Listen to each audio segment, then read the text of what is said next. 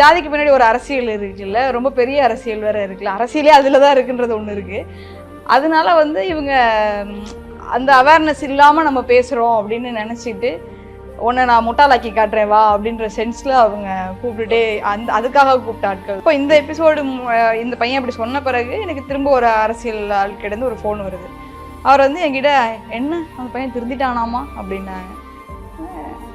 இல்லை சார் தெரியல அப்படின்னு ஒரு 100% வாய்ப்பே இல்லை அப்படின்னாங்க. வச்சுட்டேன். ஓகே சார் அப்படி சொல்லிட்டு வச்சுட்டேன். நான் கடுப்பாய் வச்சுட்டேன். கொஞ்ச நேரம் கழிச்சு திரும்ப ஃபோன் பண்ணி இப்போ சொல்லுங்கள் சாப்பிட்டுட்டு இருந்தேன் சரியாக சொல்ல முடியல சொல்லுங்கள் அப்படின்னு. இல்லை பார்த்தேன் மேடம் திருந்திட்டாங்க அப்படின்ற மாதிரி சொல்லியிருந்தாங்க அப்படின்னு நான் சொன்னேன். ஏன் உங்களுக்கு என்ன பிரச்சனை? அவன் திருந்தாட்டி கூட இருக்கிறான், பாதி திருந்திருக்கிறான், ஏதோ மாறி இருக்கேன்னு ஏதோ ஒரு வேர்டு சொல்லியிருக்கான், அதில் உங்களுக்கு ஏதாவது பிரச்சனையா இருக்கா சார்? என்ன பிரச்சனை சார் உங்களுக்கு அப்படின்னு. இல்லைங்க மேடம் அந்த பையன் இப்போதான் உண்மையிலே தற்கொலையாவன் அப்படின்னாரு. ஏன் அப்படி சொல்றீங்க அப்படின்னு.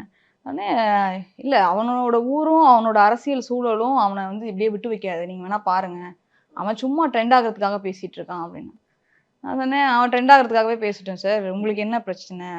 இந்த மாதிரி பசங்க தானே உங்ககிட்டயும் இருக்காங்க, அதனால உங்களுக்கு குத்துதா அப்படின்னு. உடனே அவர் டென்ஷன் ஆகிட்டு ஐயோ மேடம் அப்படிலாம் இல்லை அப்படி சொல்லி நக்கலாக ஒரு மாதிரி சிரிச்சுட்டு சும்மா நீங்கள் பாட்டுக்கு பேசிகிட்டே இருங்க, அதெல்லாம் ட்ரோல் ஆனாங்கிறதுக்காக அவன் ரியாக்ட் பண்ணியிருக்கான், மற்றபடி ஒன்றும் பெரிய விஷயம் இல்லை அப்படின்ட்டு ஒரு மக்களாக பேசினார். ரொம்ப நன்றி சார் அப்படின்ட்டு நானும் வச்சுட்டேன்.